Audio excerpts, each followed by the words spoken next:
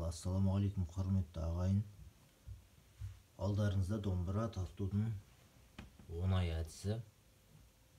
Оңай әдіс. Яғни бұл сандар арқылы үйренуге арналған әдіс. Яғни мына сандарды санап табасыздар.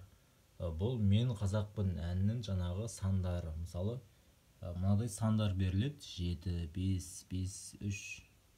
Осы сандарды домбыраның пернесінен басасыздар. Үстінде 0 деген сан ол басылмайды. Мысалы 0 мен 7. 7-ні астынан басасыздар, астыңғы жаңағы қылдан. Сосын мына сары тау сияқты белгі төменге. Сосын мына астындағы бірге айтатын сөзі. 0 мен 7 бір қағыс болады. Әр қарайда дәл солай санап табасыздар. 0 мен 5 жоғарыға, 0 мен 5 төменге. Мен қазақпын, бойымдағы қан қазақ. Мен қазақпын, мен шырқайтын ән қазақ. Желді жүйрік жылқы мінбей жалғанда, аламанда ат оздырмай кетерем. Сандары: 2, 3, 5, 3, 2, 3, 5, 3, 5, 7, 5, 5, 3, 2, 3, 5, 3, 2, 3, 7, 8, 7. Осы оңай әдіс арқылы үйреніп алыңыздар. Керемет әдіс міне. Көпшілік адам осы әдіспен үйреніп кетіп жатыр оңай. Үйде отырып та үйрене аласыздар осы әдіспен. Тек домбыраңыз болса болды. Және де біздің тегін курсқа қатыса аласыздар. Тегін курс жүріп жатыр. Курсқа тегін қатысам десеңіздер онлайн. Жаңағы комментарийге плюс белгісін қалдырыңыздар. Сосын WhatsApp номерді жіберетін боламыз. Осы видеоның астына плюс белгісін қалдырыңыздар. Ал мына әннің схемасын сатып аласыздар. Міне өте оңай әдіс. Мен қазақпын әні. Басқа да әндер бар, осы үйрену әдісімен жазылған. Міне жел, үстіндегі санды үстінен басасыздар, астындағы санды астынан.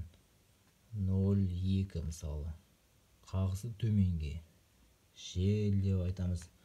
Міне домбырадан көрсетіп жіберейін міне. Мынау үстіңгі шек, мынау астыңғы шек. Яғни міне, мынау бірінші перне, мынау екінші перне. Екінші пернені мынау үсті болады ғой. Мынау асты. 2 астында тұр, яғни астын басамыз. Мынау сызықтың алдынан. Сөйтіп төменге тартамыз. Мына жақтан тартамыз. Үсті 0, себебі үсті басылмайды. Астынан басылады міне. 1, мынау 1 болады, ең бірінші. 2, 3, 5, 6, 7, 8. Міне осылай кете береді. 5 болса 5-ті басасыздар. 1, 2, 3, 4, 5. Үстінде 5 болса үстінен басасыздар. Астында болса астынан. 0 болса басылмайды. Мынау үсті, яғни мынау үсті, мынау асты. Сызық бөліп жатыр пернелерді. 4-ші перне, сызықтан кейін 5-ші перне болып кетеді. Мына 5-ші пернеге өтейін деп жатқан жердің сызығын алдынан басасыздар, дәл алдынан. Сол кезде ол 4-ші пернені басқан боласыздар. Міне қазақтың домбырасын үйреніп алыңыздар.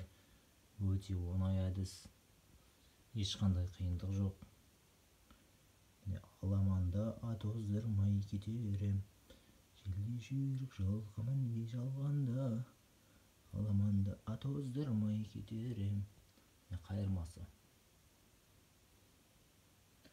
Ал достар, үйреніп алыңыздар. Сәттілік. Осымен видеомды тамамдаймын. Тағы да видеолар күтіңіздер.